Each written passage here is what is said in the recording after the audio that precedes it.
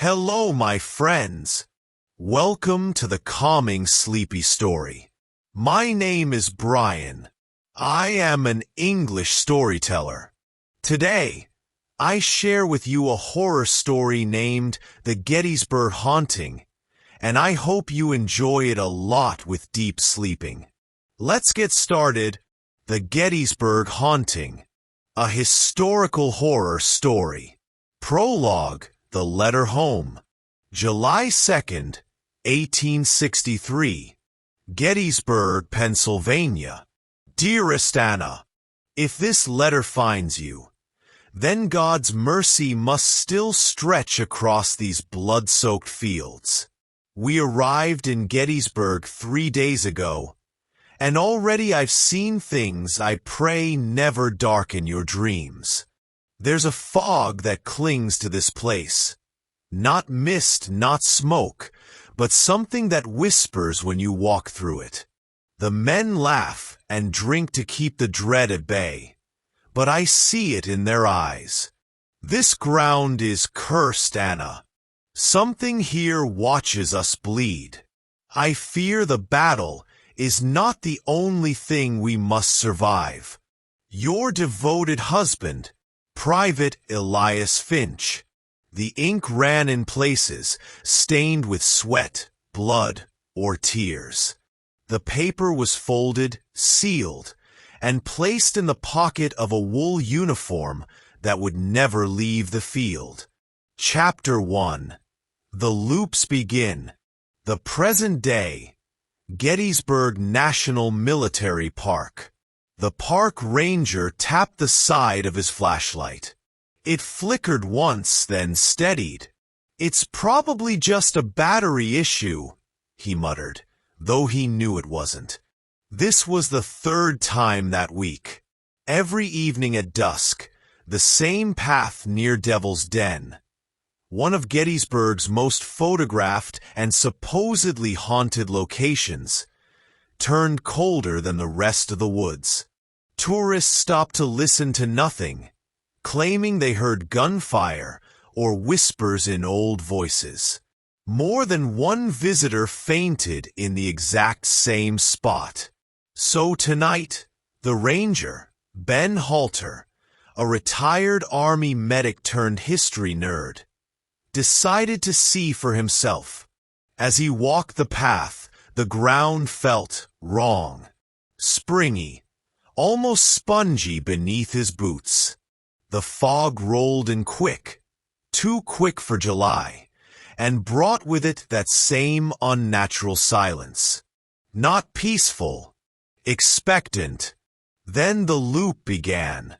Ben saw him, a young soldier, barely 20, stumbling through the trees with a shattered musket and a bloodied sleeve. The boy looked at Ben, not through him, but at him, and screamed, "Don't touch it! Don't touch the bone!" Then he vanished. 10 seconds later, the exact same soldier reappeared at the top of the hill. Identical movements, identical words. "Don't touch it! Don't touch the bone!" Gone again. Ben staggered back, flashlight now flickering wildly. His breath fogged the air, though it was nearly 80 degrees. The loop repeated a 3rd time. Same boy, same scream, same panic. "Don't touch it! Don't!" This time, Ben noticed something. The soldier was missing half a face, and yet still spoke clearly. Ben ran. Back at the ranger station, he filed a report, but didn't submit it. Who would believe him? Gettysburg had always been a hotspot for ghost hunters, folklore nuts, and reenactors with overactive imaginations. But this was different. This was personal. Because Ben had seen that soldier's face before. On a tintype photograph in the Gettysburg Museum. Private Elias Finch, age 24, missing in action, Presumed dead July 2nd, 1863.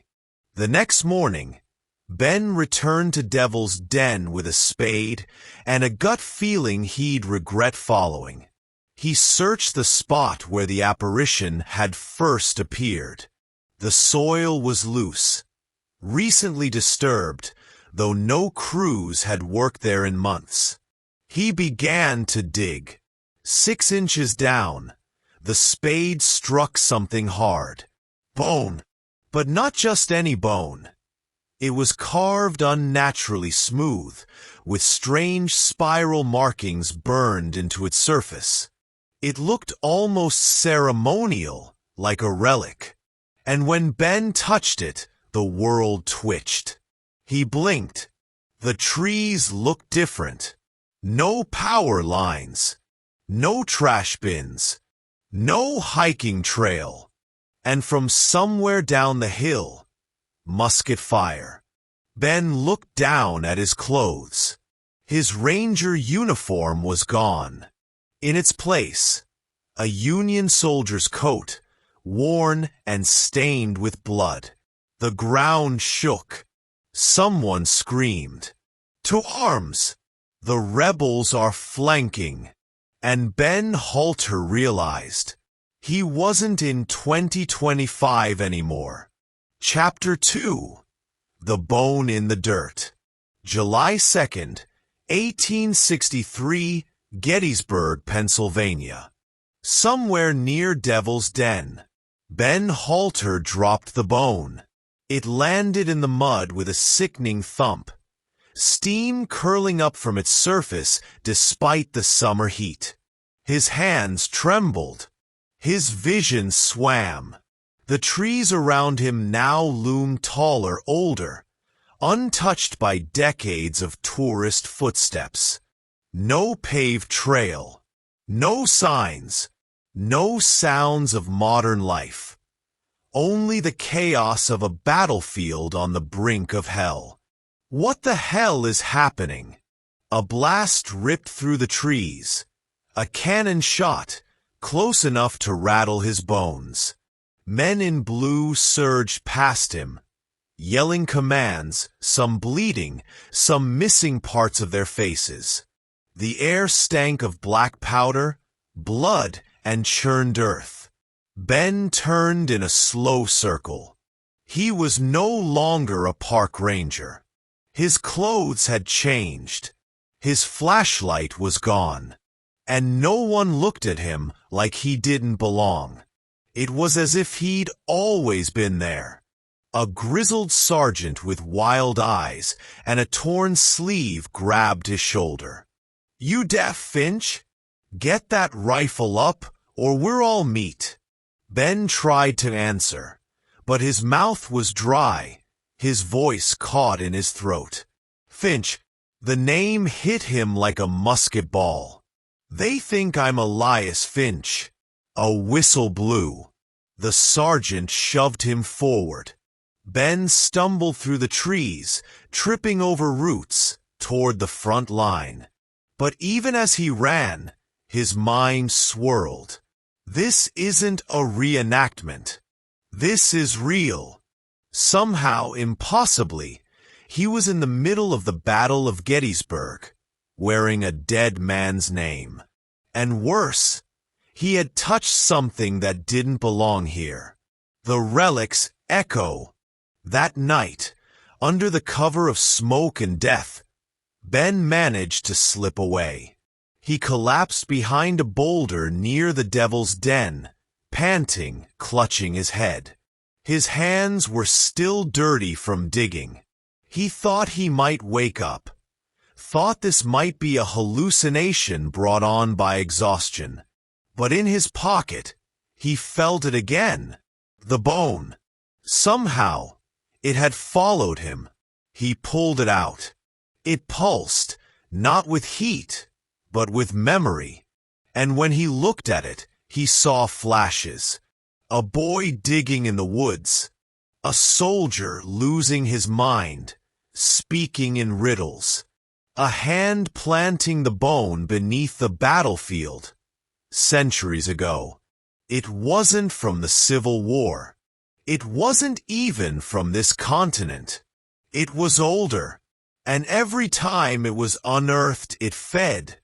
Ben shoved it back in his coat.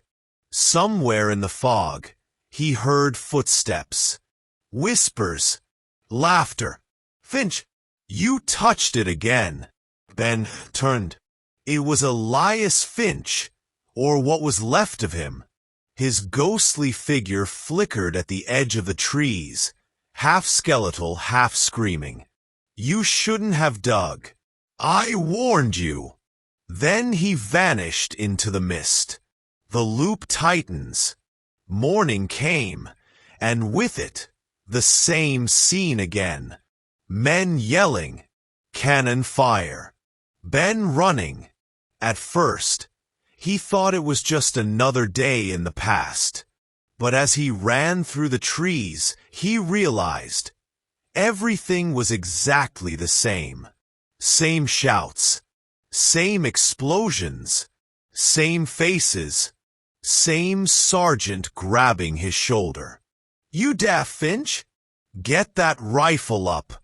It wasn't just time travel. He was caught in a loop. The Bones Curse. The second night, Ben waited behind the boulder again. He pulled out the bone and stared at the carvings. They moved. The spiral shifted when he wasn't looking. They whispered in tongues that made his ears ring. He saw visions. A native elder, burying the bone after a massacre, weeping. Union soldiers, digging it up by accident in 1863, just before the battle, and falling into madness. Men shooting at shadows, screaming that their dead brothers had come back to walk. The artifact was a spiritual trap, something created to absorb suffering and bind restless souls. It wasn't meant to be touched. It was meant to be buried. Ben now understood what the ghost had meant. Don't touch the bone. Too late. The third loop. This time, Ben ran in a different direction. He ignored the sergeant, ignored the lines. He tore through the woods, dodging ghosts and cannon fire. Back to where he'd first touched the artifact. He dropped to his knees and began to dig. The dirt was thick and clung to his arms like wet cloth. "I have to bury it," he muttered. Bury it again, stop the loop. But something stopped his hands. A root, twisted and black, shot up from the earth and wrapped around his wrist. The forest was protecting the bone now. He pulled against it, screaming. From the trees, he heard them. The ghosts of the Union dead. The ones stuck in the loop. The ones the bone fed on. They watched with hollow eyes. And then, Elias Finch appeared again. But this time, his voice was calm. "You want to end this? Break the bone." Ben looked down. He knew it was the only way. Chapter 3. The Living Echoes. July 2nd, 1863, Loop 3. The woodline near Devil's Den. Ben stood frozen, dirt caking his fingernails, one wrist still bound by the black root coiled up from the earth. The relic lay beside him, pulsing dimly with sickly yellow light, almost like a heartbeat. From the mist, Elias Finch's ghost hovered with fractured clarity. Parts of his face present, parts skeletal, flickering like a broken lantern. "You can't bury it anymore," Elias whispered. "It won't let you. It wants you to feed it." Ben yanked his arm free, the root hissing and retracting like a snake into the soil. He gritted his teeth and held up the bone. "Then I'll break the damn thing." Elias's hollow eyes flared for a moment. That's worse. Break it, he said. And you let it out. The cries beneath the earth. Ben stumbled backward from the relic, his heart pounding. The visions came unbidden now, without touching the bone, without permission. He saw a native shaman in furs and face paint, standing over a blood-soaked pit. The sky above him was torn by lightning, and at his feet lay twisted corpses, mouths open in silent screams. The bone was not merely carved. It was shaped from something alive, a child's femur, blackened by ritual fire. Etchings spiraled down its length like an infection, glowing whenever war or blood was near. It had been buried here long before the Civil War, centuries earlier, perhaps by the Susquehannock or Lenape peoples, in desperation to contain whatever it summoned. But then the war came, and the ground cracked open again. The relic awoke, and it fed. Ben snapped out of the vision, falling to his knees. The forest was no longer quiet. It moaned. Voices echoed from every tree, every stone. Not words, just pure sorrow, anguish. Gunshots rang out in the distance, and then men began marching. The army of the lost. Ben turned and saw them coming. Dozens of soldiers in ragged Union blues, eyes black and mouth slack, walking in rigid formation through the trees. Some were missing limbs. Others marched with broken necks, heads dangling unnaturally to the side. They weren't ghosts. They were echoes, brought back again and again by the relic's hunger. At their front marched a Confederate colonel, his chest caved in by cannon fire, one eye glowing like a coal. "We were promised rest," the colonel said, his voice like gravel grinding in a grave. "But this place won't let us lie." Ben backed away, clutching the bone in shaking hands. "I didn't mean to. I didn't know what it was." The colonel pointed at the relic. "Then die with it, or end it right." The forgotten girl. Suddenly, a child's voice cut through the air. "Mister, you're not supposed to be here." Ben turned.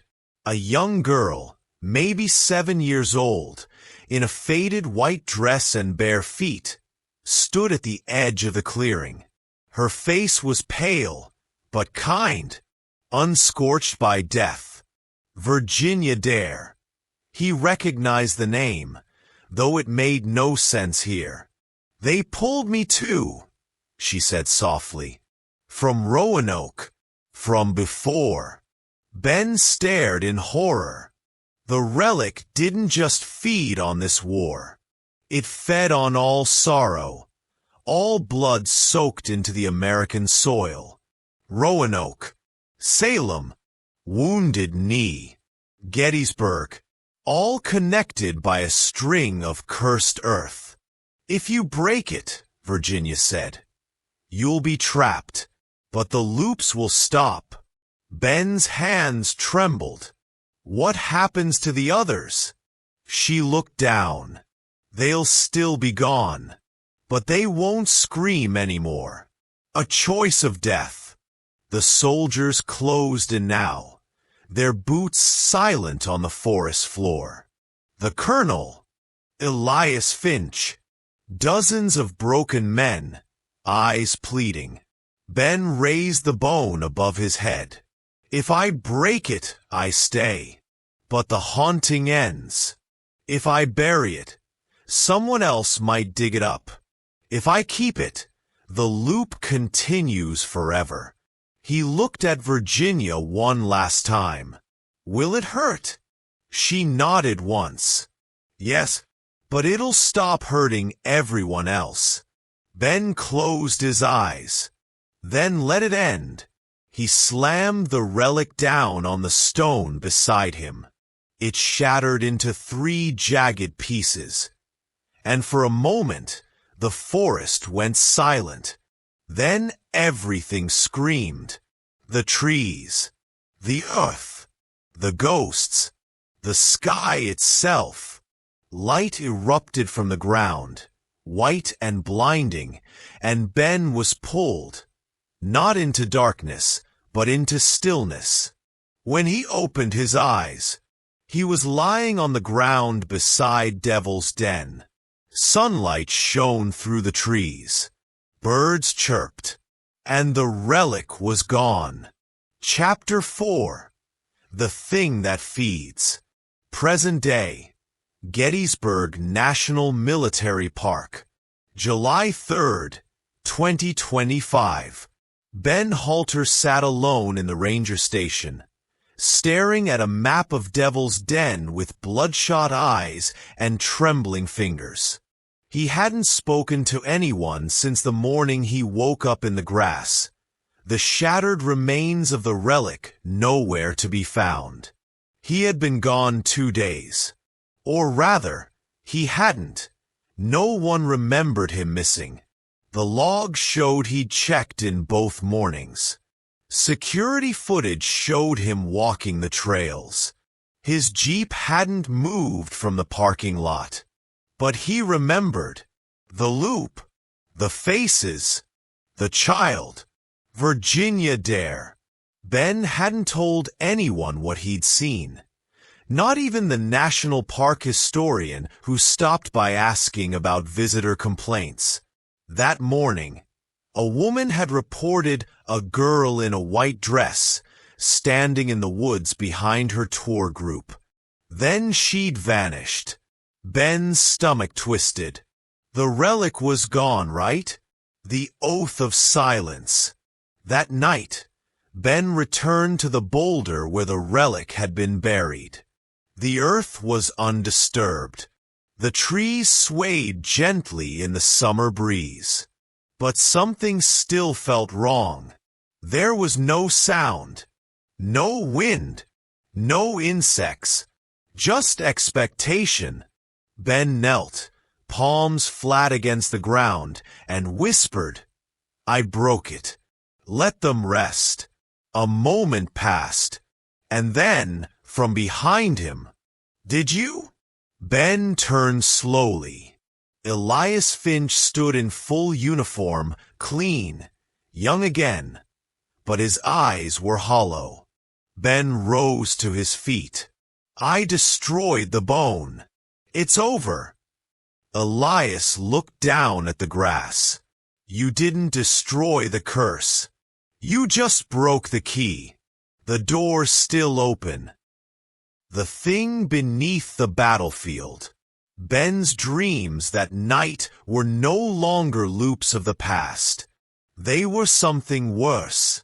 He stood at the center of Gettysburg. But it was wrong. Twisted. Trees were upside down. The sky was blood red. The fields rolled like breathing lungs. From beneath the ground, he heard it. A voice, low and ancient, whispering in a language older than this continent. Something hungry. War gives me shape. Grief gives me teeth. Blood gives me name. Ben awoke screaming. It wasn't just the relic. It was a creature, perhaps not even physical. Something born from centuries of violence. The relic had merely tethered it to the land, bound it like a chain to a demon. Now that the chain was broken, it could move, and it had tasted Ben, a pattern of suffering. Ben dove into research. Over the next 3 weeks, he combed through visitor reports, old journals, park archives, native oral histories. Anything he could find. A pattern emerged. Children crying in the woods during tours. disoriented hikers who claimed they saw battles that never happened, veterans who broke down sobbing in random places on the battlefield with no explanation, whispers in different languages, Algonquian, Lenape, Dutch, French, English, depending on where you stood. It wasn't just the Civil War. This land had seen centuries of blood, each layer soaking into the next, like a palimpsest of pain. And whatever fed on it was no longer bound. Ben realized he hadn't stopped anything. He'd simply given it freedom, an offering in the dark. On the 4th of July, 2 days after the anniversary of the infamous Pickett's charge, Ben made his final decision. He returned to Devil's Den just before midnight, bringing with him a musket ball from the museum archives, a charred bone fragment from the shattered relic, wrapped in cloth, his own blood, drawn from his palm with a knife. He placed each piece into a dugout hole in the ground and whispered the only phrase that had come to him in dreams. "Take this and return below." The wind died. A groan rose from the ground, a vast, aching, rumbling sound like a cavern collapsing far beneath his feet. Then came the whispers, 1,000 voices crying out at once before vanishing into silence. Ben felt it leave him. The hunger, the watching. For now, it was gone. But not forever.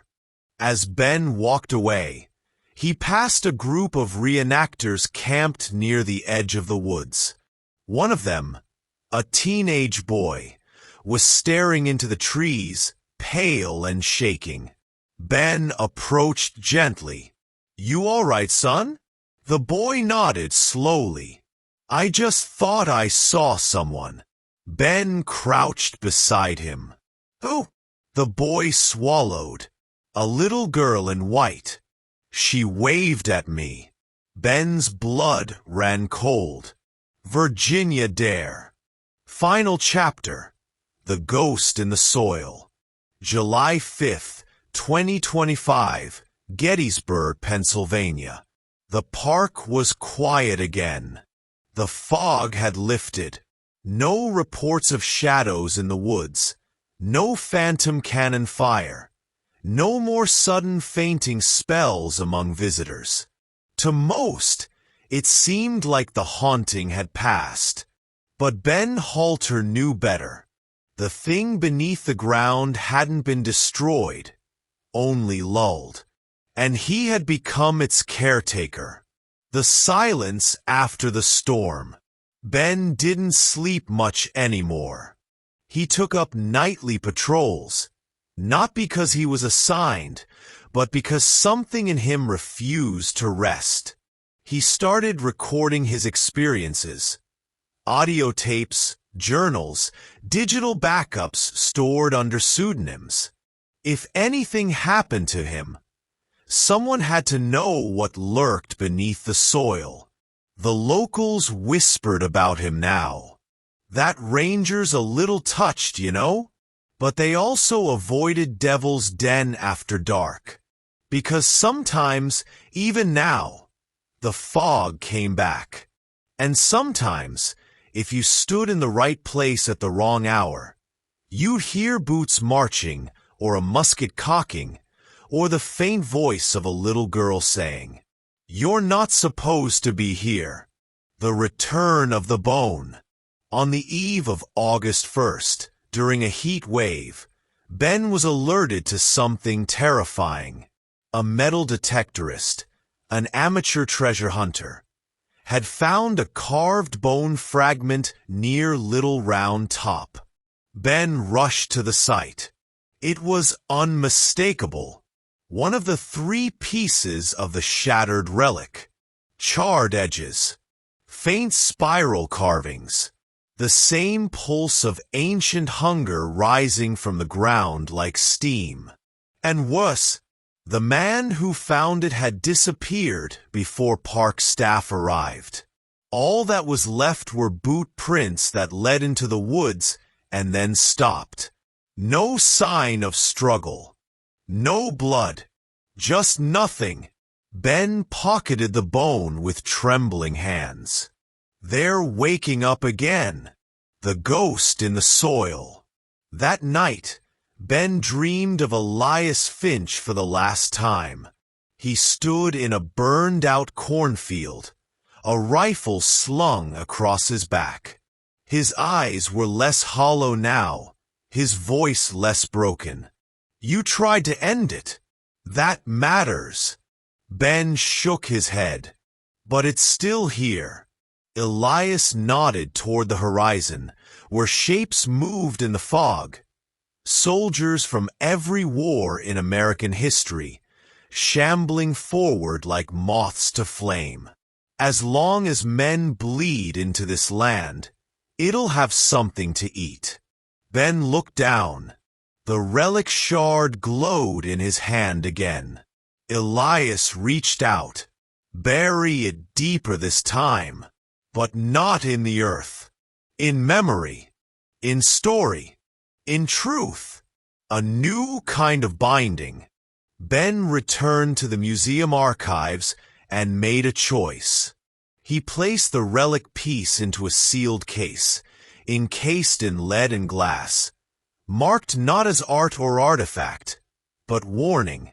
He titled the display, "The Hunger Below Gettysburg, a relic of unknown origin. Don't touch." Seriously. Tourists chuckled, took selfies. Read the plaque. But the stories began to change. Instead of ghost hunters feeding the myth, school teachers spoke of remembrance. Veterans lit candles for the unnamed dead. Children left small flags in the fields and whispered thanks. And slowly, very slowly, the land sighed. The loops faded. The echoes grew quieter. The creature beneath still waited. But now it slept. Epilogue. The battlefield sleeps. October 31st, 2025. Halloween night. A boy and his sister stood near the Devil's Den trailhead, trick-or-treating with their parents. The girl paused. "Did you hear that?" she asked. The boy listened. From deep in the trees came a single, fading voice, barely a whisper on the wind. "Don't touch the bone." They turned and ran. Behind them, the trees rustled as if sighing. But only the leaves moved now. Only the leaves. The end. Good night.